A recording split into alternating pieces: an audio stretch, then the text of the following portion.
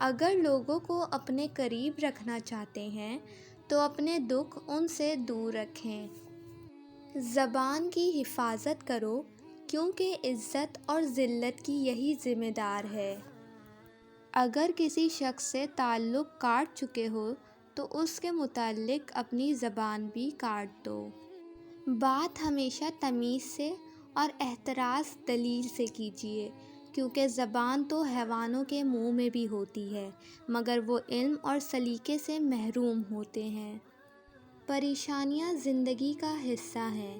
جس نے اپنی پریشانی پر قدم رکھا وہ جیت گیا، اور جس نے پریشانی کو سر پر سوار کیا وہ ٹوٹ گیا۔ فضول گوئی نیکیوں کو اس طرح چوس لیتی ہے جس طرح خشک زمین پانی کو چوس لیتی ہے۔ ہمیشہ سچ بولیں لیکن کسی کو ذلیل نہ کریں۔ ہم لوگ سچ بولنے کے ساتھ ساتھ سامنے والے کو ذلیل کر رہے ہوتے ہیں، اور کسی کو ذلیل کرنا بہت ہی بڑا گناہ ہے۔ آج کل لوگ شرماتے کم اور شرم دلاتے زیادہ نظر آتے ہیں۔ دوسروں کے گناہوں کو شمار کرنا چھوڑیے، کیونکہ اس کے لیے فرشتے مقرر کیے جا چکے ہیں۔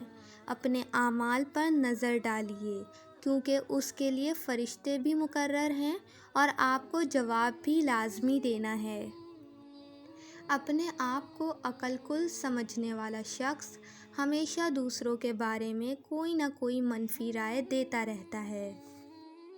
اپنی اچھائی کو ثابت نہ کرو، وقت ایک دن اسے خود ثابت کر دے گا۔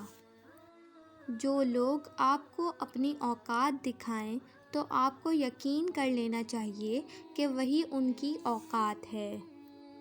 اختلافات پر صبر کرنا اور دوسروں کو برداشت کرنا ہی اخلاق ہے۔ ویڈیو پسند آئے تو ویڈیو کو لائک اور چینل کو ضرور سبسکرائب کر لیں۔ عطر لگا کر کپڑوں کو مہکانا بڑی بات نہیں، مزہ تو تب ہے کہ کردار سے خوشبو آئے۔ بھروسہ وہ نازک شیشہ ہے جو ایک مرتبہ ٹوٹ جائے تو پھر کبھی نہیں جڑتا، اور اگر کبھی جڑ بھی جائے تو چہرے دو ہی نظر آتے ہیں۔ بعض لوگ کہتے ہیں مجھے غلط بات بالکل برداشت نہیں ہوتی۔ در حقیقت غلط بات کو ہی برداشت کرنا ہوتا ہے، صحیح بات کو تو برداشت کرنے کی ضرورت ہی نہیں پڑتی۔ کوئی انسان گناہ کرے اور اس کا الزام کسی اور پر لگا دے تو یہ بہت بڑا بہتان ہے۔